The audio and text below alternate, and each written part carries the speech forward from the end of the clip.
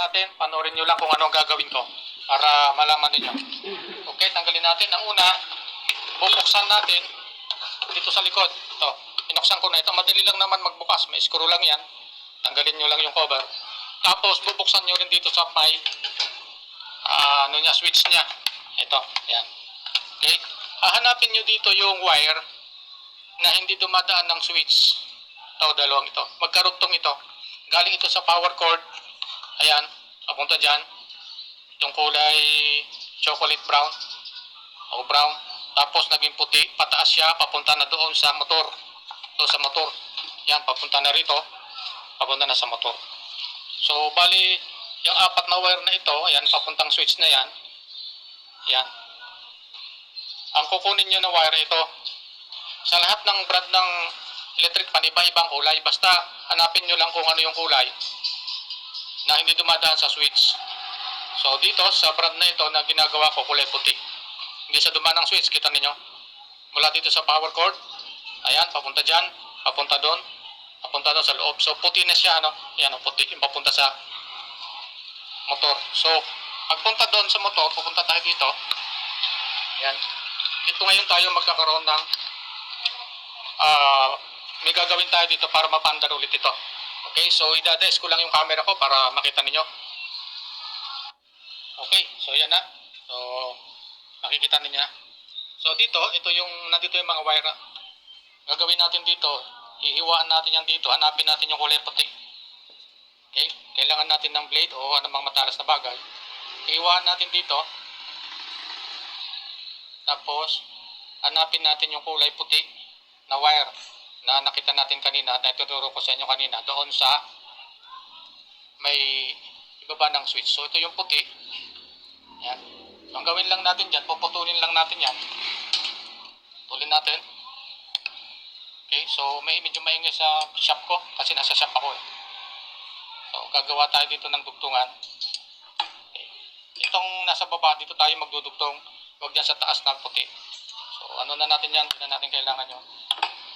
So dugtungan natin ng kapirasong wire. Yan. Tukan natin. Ganyan lang. Ito yung mga hindi tinuturo ng iba. Pero tuturo ko sa inyo, technique nito. Yan. Tapos ito, dudugtong natin sa isang linya ng kapasitor. Yan. Ito yung link capacitor niya, oh. Makita nyo? May dalawang wire yan. So, isa dito, itatap natin sa isa dito. Okay, subukan muna natin sa isa.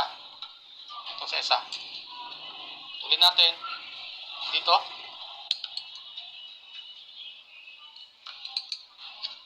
Yan. Okay. So, mag-tap tayo. Tap natin dito. Siyempre, tap din natin yung isa pa. Pinutol natin. Okay. Tignan ninyo, under to. Under to. Ito na yung sinasabi ko sa inyo. Yan. So, huwag niyong hipuin ito habang papandar tayo. Papandar kayo. Okay. Saksak natin. So, saksak natin, ano? Nakita ko sa inyo yung ito. Yan. Okay, yan. Saksak. Tapos, gawin natin ay switch natin. Tapos tignan nyo yung blade. Tumili sila kung under siya. Okay, switch natin sa number 1. Ito yung number 1 niya. Ayan, kita nyo umiikot na siya, oh. Okay. Number 1. Number 2. Number 3. Umiikot na siya.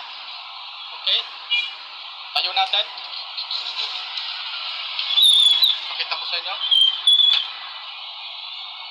Yan. Katayo na siya. Okay. Yan. Oh, kita nyo? Yan na. Zero natin. Okay. Yan. Diba? Napakasimple lang. Mandar na ulit siya. Ganyan lang gagawin ninyo. Technique lang yan. 1, 2, 3. Okay. Yan o. Nakasaksak siya. Yun. Okay. Yan yung shop ko. Yan. Makikita nyo mga electric fan dyan. May ganun lang ang gagawin ninyo. paki-follow o paki-subscribe ang aking